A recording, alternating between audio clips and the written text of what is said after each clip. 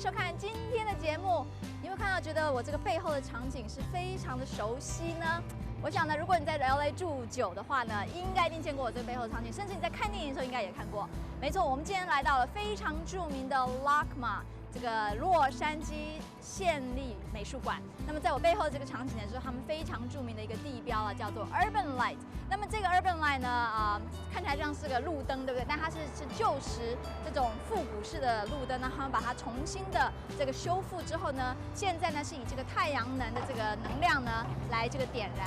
那么到了晚上的时候呢，它自然就会亮起来。我相信大家应该在这个电影场景都看过，这一亮起来之后超级的浪漫的。那么很多情侣呢都喜欢来这边拍照啊。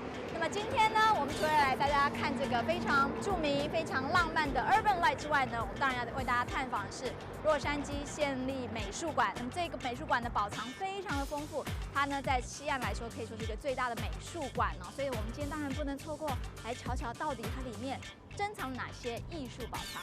跟我走。自1965年成立以来 ，LACMA 一直致力于收集代表洛杉矶独特的多样化人口艺术作品，是美国西部最大的艺术博物馆。持有的艺术品从亚洲艺术、拉丁美洲艺术、伊斯兰艺术，从前哥伦布杰作到当代艺术家都有。LACMA 是南加州最重要的观光景点之一，每年吸引超过100万游客。美术馆的占地宽广，包括 LACMA 和 LACMA West 两区。除了平面楼层，还有隐身在草原之下的地下楼层。大胆运用大红的颜色漆在外露的钢骨结构以及复杂的管线上。除了美术馆内有令人惊艳的艺术品之外， LACMA 的中央入口前广场更有着让人眼睛为之一亮的装置艺术都会街灯 Urban Light， 由艺术家 Chris Burden 制作。这些造型古典的街灯总共有202座，具有路灯功能的艺术装置作品。每个街灯都是最独一无二的古董，而现在已经改造成为太阳能发电，日落后会点亮整个广场，实在是一个相当瑰丽的公共艺术作品，也是许多情侣、年轻人喜欢驻足拍照的地标，更是许多电视影集、广告或是电影喜爱的场景。Urban Light has become essentially an icon of the city. It becomes the centerpiece of Instagram, I would have Yeah, to say. there's It's so amazing. many, It's really so many. romantic. Yeah, and we've worked hard to have collections that represent the people of the city, various cultures, various periods. We had foundational collections that came to the museum even prior to that, but we've really focused on building out certain areas of the collection. The Latin American galleries, those were totally rebuilt over the last 10, 20 years, starting from nothing, representing the ancient Americas and greater Latin America. .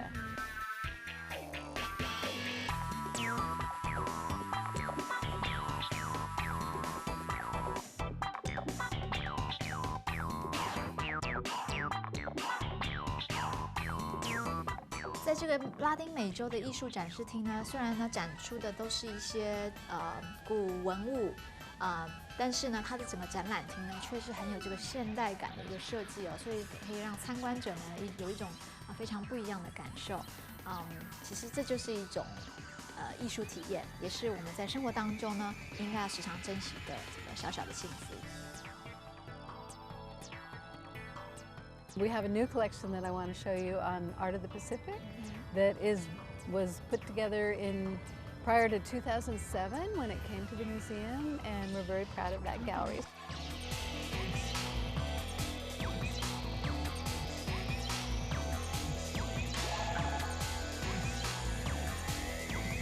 The museum has a different approach from many museums in the U.S. Because we're in California on the rim of the Pacific.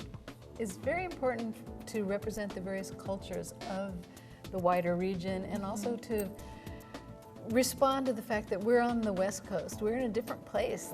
Keeping that in mind, we felt it was really important to have a collection that represented the wider Pacific and the Pacific Islands, because there's such great works of art from that region.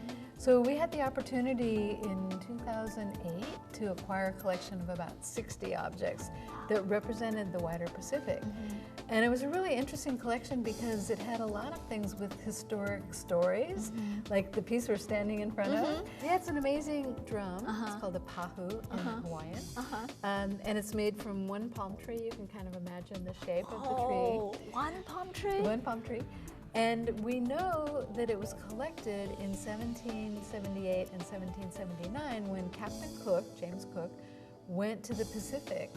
And he went there 3 times, but the 3rd voyage he stopped on the big island of Hawaii. And sadly, he got into an altercation with the people there and was killed. But the drum and many other objects from Hawaii came back with the sailors all the way back to London and were in museums, some small museums, and were transferred to private hands, and finally it came into our collection. So we know exactly the history of this piece. It's so interesting. Very adventurous. Yeah, you can think it's not just a story, it's actual history. That's a really cool thing about it. Yeah. Captain Cook was the first explorer to make landfall on the Hawaiian Islands. And of course there was a very sophisticated indigenous population. But in terms of exposing that culture to the rest of the world, it was quite a moment in history. This piece, we know a little bit about its early history. At least in 1917, it was in the studio office of Tristan Tzara, the famous writer who was living in Paris. So we have a classic picture of him at his desk with this piece behind him. But in addition to that, it's a wonderful object. We think it represents a whale. It's actually a drum, so you would hold it under your arm, or you might put it on the ground. So the sound kind of came out from here. Yeah. The echo. And it could, yeah. And then it has little engravings of other kinds of fish, particularly lampreys, that often would hold on to whales. Well, that makes sense. So I think it has to be a whale. Some people think it's a crocodile, but I don't think so. I think it's a whale. What about here? So these are cassowary feathers. They come from a bird that doesn't fly. It's a lot like an ostrich, a big bird, very strong and aggressive.